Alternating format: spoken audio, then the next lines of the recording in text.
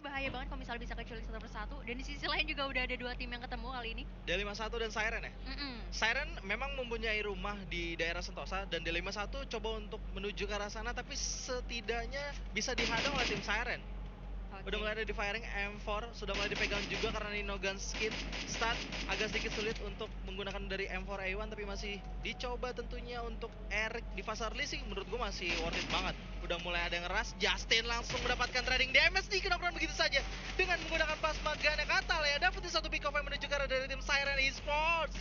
Oh my god, dan Eric masih coba untuk melakukan engage tapi nggak bisa. Kruger cuman jaga dari arah kejauhan. Ada karena NTT yang menggunakan satu tap dan langsung mengenai setengah HP tapi masih bisa survive. Yes, dan posisinya adalah di sini dari distrik 51 juga udah kehilangan satu player. Ini bakalan susah sih, mereka nggak bisa kemana-mana gitu. Posisinya udah di lock juga.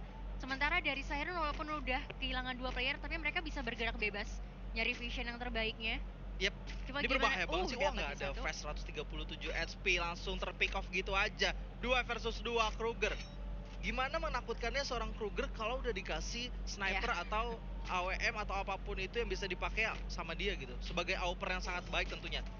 Dan masih ada di tapping lagi, 17 HP tersisa. Nice play banget dari Kruger dan masih ditahan. Ada supporting fire menggunakan treatment gun dari seorang Raul dan kena lagi. Bener-bener ini yang gue bilang tadi ya, ini ya ampun, bahaya Kruger. banget sih. Bahaya banget Kruger. Padahal tadi posisinya dari Siren udah wow. So that's it, triple kill dari Kruger dengan menggunakan Kar98-nya. Oh my god, Kruger. What a play. Kita nggak expect itu karena posisi Siren hanya tinggal 2 player aja. Tadi harusnya kalau misalnya dari distrik 51 mau majuin harusnya kayak masih unggul ya. Iya, dari distrik 51 kalau mau majuin sebenarnya masih unggul 3 dengan 2 ya, tapi di sini ada dari tim Boss Titan yang udah mulai dikejar oleh tim Dranix yang coba untuk di setup tadi nampaknya tapi nggak bisa dan langsung aja dikejar dengan 3 orang yang masih berada di atas high ground. Udah mulai medical kit dulu dari seorang Igaps hanya megang MP5. Wah, ini keadaan yang nggak baik sih. Ya, dan posisinya juga bakalan dicari nih last man standingnya sama tim Dranix juga harusnya udah mulai ketahuan. Asalkan dari tim bos nggak ngeluarin suara-suara ataupun tappingan yang bisa bikin ketahuan posisinya, tapi ini bener-bener tipis banget, kayak bakal ketahuan sih sebentar lagi. Oke, udah mulai ketahuan kah atau belum? Ini coba masih cari-cari aja sih harusnya. Dari Gaps kalau misalkan nggak ketahuan dia masih bisa selamat, tapi kalau untuk nge-fight 3 orang yang masih tersisa harusnya nggak bisa. Dan udah mulai langsung di-engage gitu aja. So udah di-delete di peringkat ke-11 untuk Boss Titan. So Dranix Vendetta dapetin 4 poin kill eliminasi di fase early dan ini keuntungan yang cukup besar tentunya. Iya, baru di match pertama udah panas ya. Gue pikir bakalan ritmenya sedikit lebih tenang, tapi di sisi lain kita lihat juga ada tim Minion RR kali ini kehilangan satu player. Yap, sudah mulai ada jump shot Surya langsung dikenakan gitu aja. Abun langsung back off untuk mencoba mencari jalan lain ya, karena nggak bisa untuk diselamatkan juga dari tim Minion RR ya. Ya, menurut gue ini benar-benar keputusan yang bagus ya, karena dari 2 tim yang sebelumnya udah tereliminasi nggak ada satupun yang bisa menyelamatkan poin tambahan, at least di placement poinnya ya. Tapi tadi dari Abu ya kalau nggak salah ya, masih bisa nyelamat Abun ya? Iya, soalnya nama Abu banyak ya. Iya, dari Abun tadi kalau langsung coba untuk melakukan back off dan Island of God di fase early dengan mereka berhasil menguasai Shipyard udah nice play banget dan banyak banget poin kill eliminasi yang dikumpulin karena ini juga masih pakai poin eliminasi atau perhitungan placement yang lama ya. Jadi belum pakai yang baru, jadi masih worth it banget poin killnya dan placementnya juga masih sangat menguntungkan tentunya. Yes, menurut gue ini tapi jangan dijadiin terlalu nyaman juga ya, karena kita bakal bermain 10 match. Menurut gue 10 match ini bakal PR-nya adalah lu mempertahankan posisi, karena kita nggak pernah bisa jamin gitu lu ya di match pertama tapi nanti di akhir scoringnya ternyata lu malah bisa kedepak jauh sama yang dari table-table ini bawah ya, karena 10 match harus butuh konsistensi. Betul. Mungkin ya. Kalau menurut gue juga pastinya bakal coba untuk bermain santai dulu sih, apalagi ini masih match pertama. Even Bermuda sekarang pun itu jauh berjalan lebih agresif daripada meta-meta sebelumnya. Tapi untuk di match 1 GoPay Arena Championship kita kali ini di babak Grand Final, gue rasa bakal pasif seperti ini aja sih. Jalannya ya, untuk fit in di area tengah circle-nya juga pasti ngebagi tiap-tiap tempat yang bisa dipakai untuk jadiin obstacle. Dan tim-tim yang masih berada di luar juga pasti nanti bisa masuk juga ke tengah circle.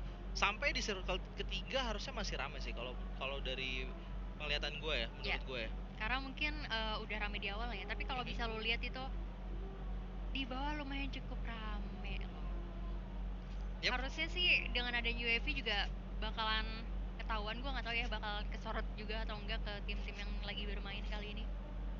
Tapi ini tadi dari sisi kiri sih masih luas banget. Holding position aja. Dari Araki Hades udah nebak bahwa Rumah Labirin mungkin masih bisa masuk sampai circle ketiga setidaknya.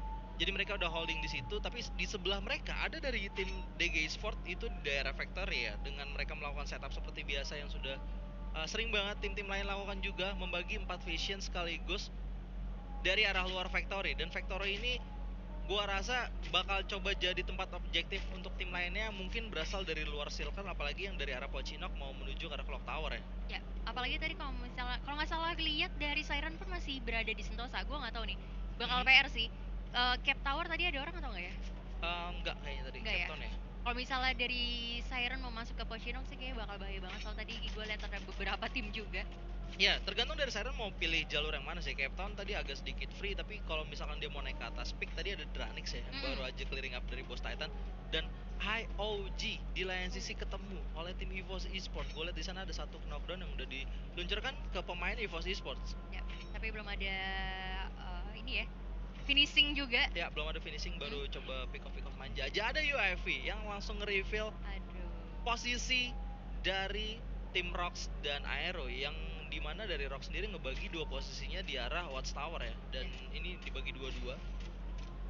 Wah, udah ada pick off yang seru banget kalau gue lihat di sana, dan EVOS juga udah berhasil ngebalikan keadaan, langsung ke counter IOG gitu aja dengan melakukan satu pick off lainnya. Tapi masih alot di daerah Bima Sakti juga di rumah L. Ini ada dari Jans yang megang sebuah Kar98, dan di luar circle juga sudah mulai berbahaya. Dari Allen of God udah dapetin poin placement atau eliminasi yang cukup banyak juga. Ini harus disabarin aja. Yes, tapi ini circle pertama jadi menurut gue nggak terlalu pedes lah ya. Cuma bahayanya adalah lu udah dicicilin sama zona, terus di dalam circle-nya juga udah ada tim lain juga, jadi menurut gue bukan jadi sesuatu yang bagus menurut gue. Tapi kita tahu ya, EVOS selalu mainin hal kayak gini. Yep, kayak muter dulu jauh gitu keluar zona, nanti pas udah sempit baru mereka tiba-tiba aja ada di dalam circle. Masalahnya dari EVOS even kayak kehilangan street di early ya, setelah mereka masuk ke fase late game kayak kehilangannya sebenarnya nggak terlalu berarti gitu, tetap bisa sampai ke top 3 bahkan Buya sekalipun dengan hilangnya beberapa player dari EVOS ya. Even kayak mereka sisa 2 pun aja itu masih bisa masuk top 2 gitu. Iya, betul. Sering banget. Karena dari skill aiming individualnya juga memang kuat banget ya. Jadi menurut gue gak selalu harus berempat sih untuk bisa dapetin Buya memang. Dari Siren juga di map kita bisa lihat gimana mereka udah mulai coba seperti biasa ya. Masih tetap ngelooting, ngebersihin semua area Sentosa.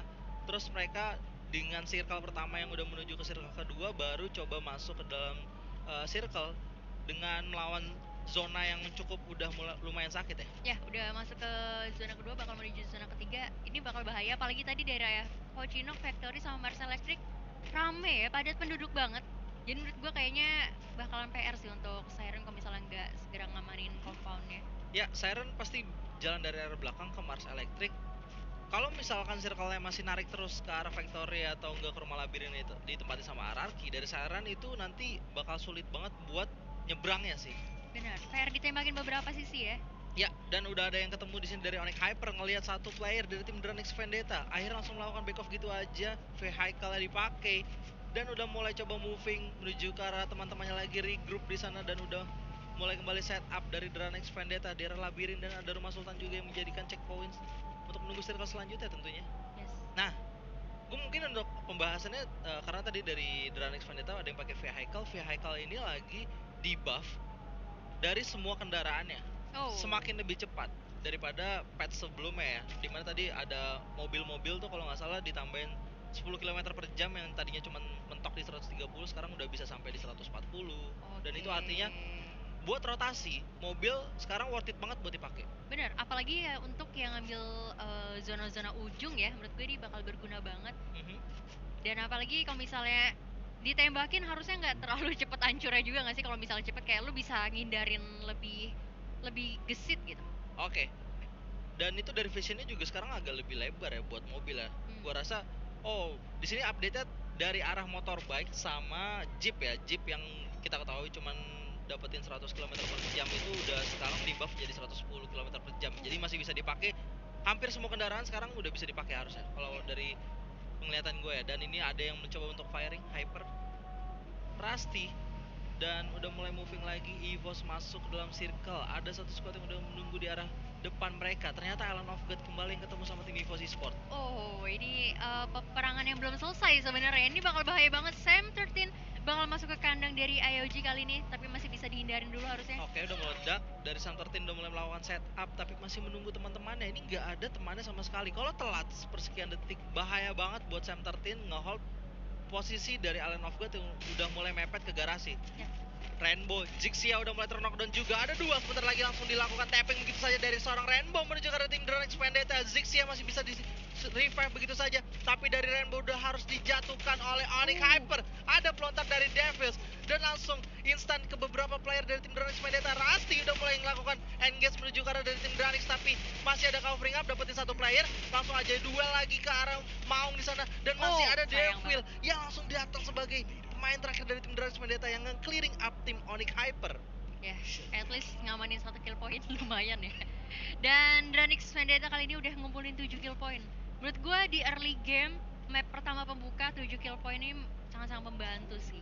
Yap, sangat-sangat membantu sekali pastinya dengan mereka dapetin poin kill yang sangat banyak, 7 poin placement. Setelah ini mungkin mereka bisa holding position aja, nyari placement dan tinggal ngeboyahin aja gitu buat poin maksimal mereka yang bisa mereka dapatkan untuk di match 1 ya. Ya, sisanya tinggal dipertahanin aja, harus main stabil. Betul. Menurut gue mungkin bisa ngamanin lah kayak 3 besar di hari pertama ya. Aha. Menurut gua juga untuk di patch yang baru ya, untuk penggunaan AK-47 sih harusnya cukup dipertimbangkan ya, dengan adanya buff nambahin damage dan ngurangin minimum damage juga yang dikeluarin gitu, yang tadinya cuman di angka 12 sekarang minimum damage-nya itu 14. Jadi bakalan sakit banget buat AK ya kalau menurut gua. Dan senjata-senjata lainnya kayak FAMAS bakal jauh lebih enteng dipakai buat sambil lari juga, karena ada tambahan movement speed-nya 10% itu ketika dipakai pas lagi berjalan, jadi nggak terlalu berat-berat banget kayak senjata-senjata air lainnya. Nah, tapi kayaknya dari X8 juga kayak masih favorit gitu ya. Dari precisenya aja yang agak sedikit dirubah, tapi masih ada minus RR yang udah langsung ke delete gitu aja di peringkat ke-9 oleh Circle yang udah mulai sakit ternyata. Dan 2 orang tersisa dari 05 dan Abu seperti biasa. Menurut gue dari Abu juga sering banget menjadi pemain-pemain terakhir dari EVOS ya. Sekarang Abu punya salah satu peran penting tentunya untuk di tim EVOS. Setelah mereka dia nunjukin ke halayak banyak bahwa dia pantas gitu di EVOS Esports. Yes, cuma masalahnya PR-nya adalah di sini mereka berdua dan di tengah-tengahnya ada beberapa tim juga yang sama-sama lagi struggle banget untuk masuk ke dalam circle, dan tapi bakal coba untuk curi-curi beberapa tappingan aja. Ini udah bakal di hold gitu aja, tapi udah ada yang masih mencoba untuk melakukan revive bank di sana berkumpul. Ada Island of God juga di arah bawah Clock Tower. Posisi yang nggak baik banget buat EVOS kalau mereka tetap maksa buat coba ngehold tim yang masih moving di area Clock Tower sih. Ini ada 3 tim di Clock Tower. Keluar ditungguin sama RRQ. Di area yang berlawanan juga ada dari Rox yang masih ngambil di area Watchtower ya. Jadi banyak banget fight yang bakal terjadi. Oke. Dan sementara tapi dari Aerowolf juga bakalan ketahan di sini. Yap, dan udah mulai melakukan firing. Halcyon ada Gluolan coba untuk ditutup spam frag grenade dari arah Halcyon dan langsung aja melakukan revive menuju ke arah Black. Reset fight udah mulai terjadi di sini. Semua player udah mulai bangun, tapi dari Beyond langsung di pick off oleh 05 gitu aja. Masih ada satu yang bisa didapatkan juga, ternyata langsung di delete gitu aja 2 player dari tim Island of God, dan circle-nya udah mulai bergerak. Aero sangat terdesak sekali. Ada dari Abu di atas yang masih mencoba sebagai third party. Nice play banget dari EVOS, dan udah mulai setup lagi dari Black. Jump shoot di sini dapetin satu pick off yang menuju ke arah dari tim Handstand. Udah mulai dijatuhkan gitu aja. Island of God sedikit struggle di sini, dan Jans juga bersusah payah untuk mendapatkan pick off terakhir dari tim Island of God, dan Black juga harus ditukar dengan beberapa player tim Island of God. EVOS mulai datang menuju ke arah dari peperangan yang sedang terjadi di Clock Tower dan masih melakukan setup. Udah mulai coba ada circle yang sangat sakit sekali masuk ke dalam circle, gak bisa untuk nahan damage dari RRQ, dapetin pick off-nya. Halcyon juga udah mulai struggle dan sulit sekali. Banyak player yang coba untuk masuk ke dalam circle, tapi banyak banget yang udah nahan juga di dalam circle. Yep. Dan bisa lu lihat tadi di sini juga udah mulai berpindah lagi, dan Dranix ternyata harus puas di posisi ke-7. Oke, Dranix sudah harus di delete gitu aja. RRQ yang sangat tepat sekali nebak zona dari awal. Mereka langsung nitikin tempat tersebut dan ternyata circle terakhirnya nggak jauh dari tempat tersebut. Masih ada DG Esport juga di dalam factory yang masih berdua dengan tim Siren Esport. Rox OAOE dengan 4 player yang masih tersisa juga masih terus melakukan tapping menuju ke arah dari tim DG Esports, di mana Jafra yang coba dituju di sana. Oke, permasalahannya adalah dari semua tim ini dalam posisi yang nggak aman sih menurut gue ya. Kayak ya lu mau fight dulu untuk clearin semua area atau mau moving dulu ke dalam zona, tapi di sini udah mulai tumbang juga 2 player bahkan. Ya, oh my god, EVOS Esport datang dari arah belakang selalu sebagai third party dan mereka masih bisa selamat keluar dari Clock Tower dengan personil yang sama. Ternyata Abu sudah berhasil di-knockdown gitu aja. Ada 05 yang langsung ngepron untuk nge-hide sementara waktu sambil menunggu tim-tim lainnya melakukan fight tentunya. Ini adalah advantage yang mungkin bisa dimanfaatkan oleh 05. Udah dapetin satu pick off menuju ke arah Pac-Man dan RRQ Hades langsung coba untuk tutupin vision dari 05 dengan Glole. Ada DG Sport yang udah mulai masuk, Siren juga struggling banget untuk masuk ke dalam circle, dan Rox udah mulai di-delete gitu aja sebagai tim yang finish di peringkat kelima. Dan di sebelah kiri dari 05 udah mulai ada DG Sport yang ditumbangkan beberapa player oleh tim RRQ Hades. Nice play banget tuh, bisa lihat RRQ dengan leluasanya mereka dapetin beberapa player yang coba untuk di firing, dan ada 05 yang melakukan steal kill ke arah DG Sport dan hanya tersisa sendirian sebagai lone survivor. Langsung di engage gitu aja. 05 apakah masih bisa survive atau melakukan clutch menuju ke arah tim RRQ? Dan udah mulai di firing gitu aja. So that's it, legal dapetin pick off terakhirnya menuju ke arah tim 05 atau EVOS Esport.